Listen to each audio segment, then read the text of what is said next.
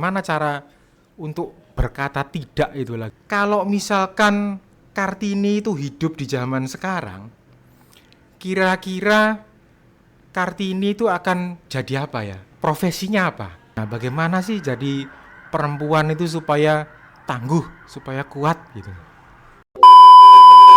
Halo semuanya, jumpa lagi bersama kami bertiga di edisi spesial Hari Kartini. Nah, apa yang spesial dari edisi kali ini? Dari edisi kali ini, kita akan berbicara dengan dua narasumber yang spesial. Mengapa? Karena mereka adalah Kartini-Kartini asli. Maksudnya gimana? Ulang tahunnya tanggal 21 April. Yang lebih spesial lagi, hostnya juga. Nah, oke. Kita akan mulai dengan perkenalan. Jadi perkenalkan, di sini ada narasumber yang pertama, ada Bu Reina. Halo, nama saya Reina Angelik Hadikusumo. Dan Ibu Edit. Halo semua, saya Edit Primadiana. Nah, pada podcast kali ini kita akan bicara tentang apa sih Kartini zaman sekarang ini seperti apa? Lalu apa saja yang diharapkan dari perempuan-perempuan di zaman sekarang ini. Nah, oke. Supaya lebih cair gitu ya. Sebelumnya saya ucapkan dulu selamat ulang tahun. Selamat ulang tahun. Selamat ulang tahun juga ya. Terima kasih. Oke. Nah, jadi kita akan mulai ya, Bu, dengan ya diskusi-diskusi ringan kita kali ini gitu ya.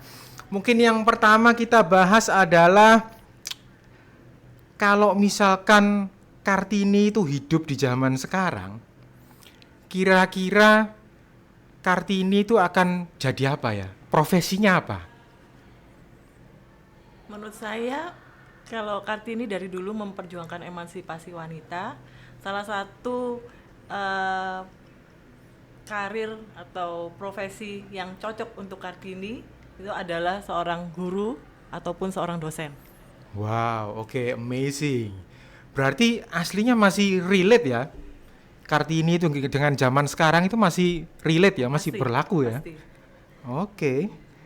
Nah, lalu kemudian kalau kita bicara tentang sesuatu yang lebih real gitu ya, bagaimana kalau perempuan zaman sekarang itu kan seringkali juga mengalami apa yang namanya diskriminasi gitu ya. Jadi dari zaman dulu Kartini gak boleh sekolah ya, sehingga Kartini memperjuangkannya. Nah, kalau model-model diskriminasi di zaman sekarang itu seperti apa? Mungkin Bu Edit ini yang ahlinya ini. Baik, kalau diskriminasi yang sekarang mungkin tidak lagi hanya sekedar berkaitan dengan gender secara umum, tetapi mungkin di tingkat politik, ilmu kepemimpinan, kemudian di mana perempuan seharusnya sudah bisa lebih berani untuk mengatakan tidak terhadap hal-hal yang terutama kaitannya dengan diskriminasi terhadap perempuan. Oke, lalu bagaimana cara mengatasinya, Bu? Bagaimana cara untuk berkata tidak itu lagi? Jadi misalkan contoh real, kalau di kampus gitu, diskriminasinya apa ya? Lalu kemudian bagaimana caranya untuk mengatasinya gitu? Di kampus kemungkinan apakah kesempatan yang diberikan itu misalnya ya, harapannya tidak terjadi di kita gitu ya, tapi misalnya tidak adanya kesempatan yang sama hanya karena kita perempuan gitu. Sehingga kita memang mungkin bukan masalah menjawab tidaknya itu, tapi bisa saja jawabannya iya, tetapi dalam artian apakah ikut berpartisipasi misalnya dalam kegiatan kampus, dan bahkan menjadi ketua di organisasi maupun di tingkat-tingkat atau di level kesempatan yang lebih tinggi yang bisa ikut membuat Politeknik Ubaya terutama terkenal. Oke. Tidak dari gender laki-laki, tetapi dari gender perempuan. Mantap ya. Jadi dengan kata lain, jadi perempuan itu harus tangguh, Betul. harus kuat, gitu ya. Harus berani.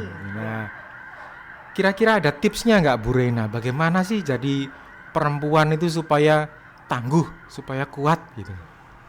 Tangguh atau kuat di sini belum tentu selalu berhubungan dengan kekuatan fisik, kekuatan Betul. otot ya. Ya. Tapi bagaimana kita juga harus tangguh, harus lebih hebat bagi saya. Kalau untuk diadu dengan laki-laki itu tidak harus berkelahi ya, tapi bagaimana kita perempuan harus mengalahkan laki-laki dari segi kepintaran ya. Jadi untuk perempuan jangan selalu sepertinya sudahlah nanti suamiku yang bekerja, sudahlah nanti ayahku yang bekerja. Tapi bagaimana kita mempersiapkan diri dari kecil sampai dewasa itu belajar sebaik mungkin ya, sekolah setinggi mungkin apabila ada kesempatan itu. Jadi semuanya bisa kita raih dengan lebih baik. Nah di sini saya pernah mengalami juga kalau yang dikatakan perempuan itu harus selalu lebih hebat dari laki-laki. Karena apa? Kalau hanya setara, hanya sama gitu ya, itu pasti akan dipilih laki-laki, bukan perempuan. Tapi apabila perempuan itu jauh di atasnya laki-laki, itu baru perempuan itu dipilih. Salah satunya yang paling hal yang sederhana yang saya rasakan, saya pernah saya pernah mengikuti sampai bela diri Kempo. Nah, waktu itu yang namanya wasit selalu laki-laki. Ya, apabila perempuannya dijadikan wasit itu harus dipilih dan diseleksi. Padahal kalau laki-laki siapapun bisa. Dianggapnya semua pasti sudah bisa. Tapi kalau untuk perempuan itu diseleksi. Jadi bagaimana saya bisa menjadi wasit, saya harus lebih hebat. Saya harus punya prestasi yang baik sehingga saya bisa dipilih menjadi wasit bela diri. Tapi karena selama ini kalau perempuan hanya biasa saja di bawah kepintarannya, kepandaiannya, ketangguhannya di bawah laki-laki ataupun setara, itu kadang belum tentu dipilih. Tapi apabila kita jauh di atasnya itu baru kita dipilih. Jadi pesan saya memang harus semua perempuan tuh harus lebih tangguh, lebih rajin belajar, rajin bekerja. Ya, terima kasih. Mantap ya. Jadi itu pesan-pesannya ya. Jadi perempuan harus tangguh, harus kuat, harus hebat ya. Nah, oke, sekarang kita ya sedikit berbicara yang lebih personal aja gitu ya. Jadi mungkin dengan Bu Edith gitu. Karena ulang tahun gitu ya. Jadi mungkin Bu Edith bisa memberikan beberapa hal yang Bu Edith syukuri gitu. Terus terang, untuk yang saya syukuri sampai sejauh ini, saya merasa saya sudah mendapatkan atau berhasil mencapai apa yang saya inginkan. Karena seharusnya kita tidak melihat kesuksesan seseorang itu berdasarkan karena, mohon maaf, misalnya hanya kaya gitu ya, atau hanya menjadi profesor misalnya begitu ya, atau meraih kedudukan yang paling tinggi gitu ya. Tetapi ada hal-hal lain yang patut kita syukuri ya. Kalau dalam hal ini sebenarnya saya secara pribadi saya mensyukuri apa yang ada, terutama kalau ini secara usia ya gitu ya, mungkin ketenangan itu yang lebih bisa kita dapatkan sekarang. Oke, bagaimana jadi cara kita menghadapi masalah dan lain sebagainya, tentunya kedewasaan ya, dan banyak hal itu menurut saya baik secara lahir maupun batiniah itu semua syukurlah sudah terpenuhi kalau untuk saya pencapaian. Oke, jadi ini mencapai ketangguhan mental gitu ya. Oke. Nah, bagaimana dengan Bu Reina? Apa yang kira-kira yang mau disyukuri, Bu? Saya bersyukur untuk banyak hal ya. Jadi bukan pencapaian hasil akhir, tapi bagaimana saya proses mencapai hasil akhir itu. Jatuh bangun, bagaimana saya mengalami kesedihan, kekecewaan, tapi bagaimana saya bisa bangkit dari kejatuhan saya, dari kegagalan saya untuk mencapai hal yang saya inginkan. Bukan selalu hasil akhir yang akan dilihat orang ya. Memang kadang orang tidak melihat bagaimana kita mencapainya, tapi dari diri kita sendiri itu segala macam kesulitan, kegagalan, hal-hal yang menghalangi kita, apakah dari lingkungan atau mungkin dari hal-hal musuh-musuh kita gitu ya, dalam arti yang iri dengan kita, harus kita kita tidak langsung melawannya apalagi memukulinya gitu ya dalam arti gitu, tapi bagaimana kita menunjukkan bagaimana prestasi kita jauh melebihi mereka. Nah, itu jadi yang sekali lagi adalah proses yang harus kita syukuri. Kalau misalnya Pak Mario menanyakan apa hal yang paling saya sukai dari semua proses yang saya sudah alami, saya senang menjadi juri dari lomba-lomba yang berkaitan dengan musik. Jadi ada lomba menyanyi, lomba band, itu mulai dari musik pop sampai heavy metal itu saya sudah jalani, dan saya sudah menjadi lebih dari 100 event lomba. Dan itu yang saya sangat-sangat sukai karena itu berkaitan dengan hobi saya dan itu menenangkan dan menyenangkan bagi saya. Luar biasa. Oke. Nah, jadi mungkin ini yang terakhir gitu ya. Jadi kira-kira apa ya pesan-pesan yang ingin disampaikan gitu kepada perempuan-perempuan di seluruh Indonesia, bahkan mungkin di seluruh dunia gitu ya. Kalau yang menyaksikan di seluruh dunia mungkin ya apa pesannya gitu. Mungkin dari Bu Edith dulu ya. Pesan untuk perempuan, Iya. terutama untuk saat ini, kalau menurut saya kita harus tetap maju, berani, ya, tangguh, tidak hanya untuk dalam hal-hal tertentu saja. Menurut saya semua sekarang sudah lebih terbuka, ya, tapi terutama kaitannya dengan kecerdasan emosional. Itu juga penting. Jadi jangan sampai kita dianggap selalu jadi perempuan itu lemah, kemudian pasti yang menangis hanya perempuan. Tidak, kita semua sama-sama manusia, tetapi memang perempuan memang harus lebih siap, mengingat tuntutan zaman itu kita tidak lagi hanya sebagai ibu rumah tangga misalnya begitu ya, tetapi juga berkarir. Dan di mana kita mempunyai waktu untuk mencintai diri kita sendiri, itu menurut saya paling penting sebagai perempuan, yang mana harus selalu kita upayakan. Kalau kita tidak mengupayakan untuk diri kita sendiri, terus kapan? Gitu. Ya. Setuju. Ya, jadi meskipun ada kesibukan ya, kesibukan untuk bekerja, kesibukan untuk menjadi ibu rumah tangga gitu ya, tapi tetap harus ada me time. Ya, oke. Bagaimana dengan Bu Reina? Ya, kalau dari saya, jangan pernah merasa tidak punya waktu, selalu sediakan waktu sekecil apapun itu. Jangan pernah merasa tua, ya, semakin usia kita bertambah terus kita rasanya sudahlah cukup, aku sudah cukup sampai sini, ya, karena ilmu pengetahuan itu terus berkembang. Ya, jangan pernah mau kalah ya dengan anak muda. Ya, walaupun kita mungkin tidak secepat mereka lagi belajar ya, tapi kita harus tetap berjuang belajar, jangan sampai kalah jauh. Setidaknya kalau tidak ada waktu pergi ke suatu tempat, ya belajarlah dari YouTube, karena YouTube itu sudah gratisan, kita bisa mendapatkan banyak sekali pelajaran ya, ilmu pengetahuan. Dan juga jangan pernah membandingkan prestasi kita dengan prestasi orang lain ya, membandingkan dalam arti wah, orang itu hebat sekali, aku iri. Tapi bandingkanlah dengan orang itu hebat sekali, aku juga bisa. Suatu saat aku bisa, aku belajar lebih baik lagi, sehingga aku juga memiliki banyak ilmu pengetahuan, wawasan, dan pastinya jangan pelit untuk membagi ilmu pengetahuan kita kepada orang lain. Ya, bagilah kepada banyak pihak yang membutuhkan. Ya, walaupun kadang itu sulit bagi kita, sulit bagi mereka, tapi dengan kesabaran dan ketelitian, kedisiplinan, pasti semua itu dapat kita raih, dapat kita capai. Terima kasih. Oke, jadi ternyata seru banget ya obrolan kita hari ini ya.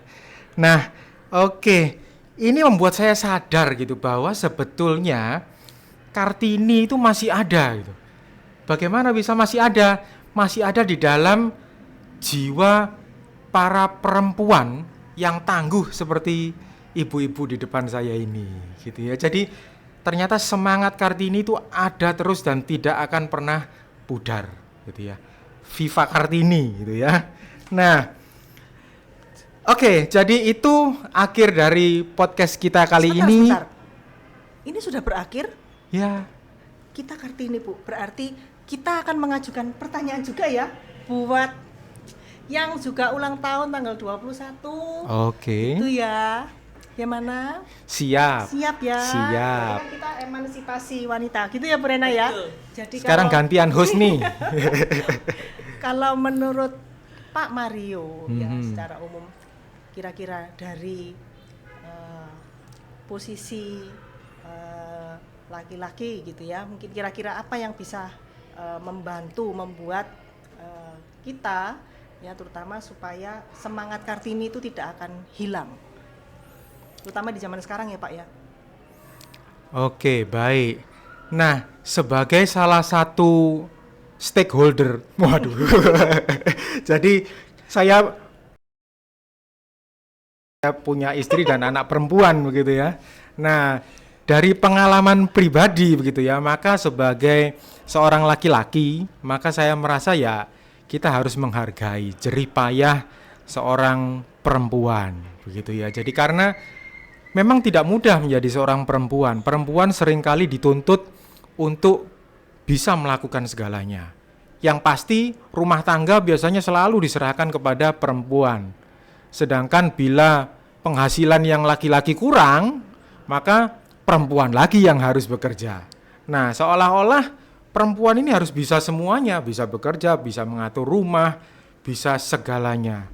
Kadang-kadang saya juga berpikir, lalu kapan waktu untuk diri sendiri? Seperti yang Ibu Edith sampaikan tadi gitu ya. Jadi memang susah, tetapi tetap harus ada. Itu untuk menjaga kesehatan mental gitu ya.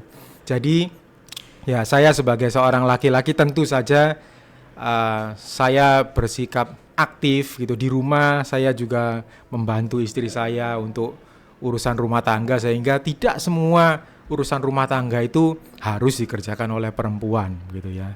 Jadi jiwa Kartini itu juga sedikit meresap di dalam saya. Nah, bagaimana kalau misalnya istri Pak Mario itu jauh penghasilannya di atas Pak Mario, kepintarannya jauh di atas Pak Mario, tingkat pendidikannya? Nah, ini kalau ditanyakan kepada saya secara pribadi begitu ya Bu, kalau istri saya penghasilan jauh lebih banyak, tingkat kepandaian atau pendidikannya jauh di atas saya, pencapaiannya jauh di atas saya, dengan senang hati saya akan bertukar peran. Saya akan menjadi bapak rumah tangga saja untuk ya tentunya untuk memperhatikan pertumbuhan anak-anak, karena itu penting ya, jadi tidak boleh ditinggalkan. Ada lagi? Ya, oke. Cukup ya saya rasa. Nah, oke, buat para penonton, terima kasih sudah menonton. Jangan lupa untuk klik like dan subscribe. Jangan lupa di-share ya. Terima kasih, sampai jumpa. Ya, terima kasih. Bye.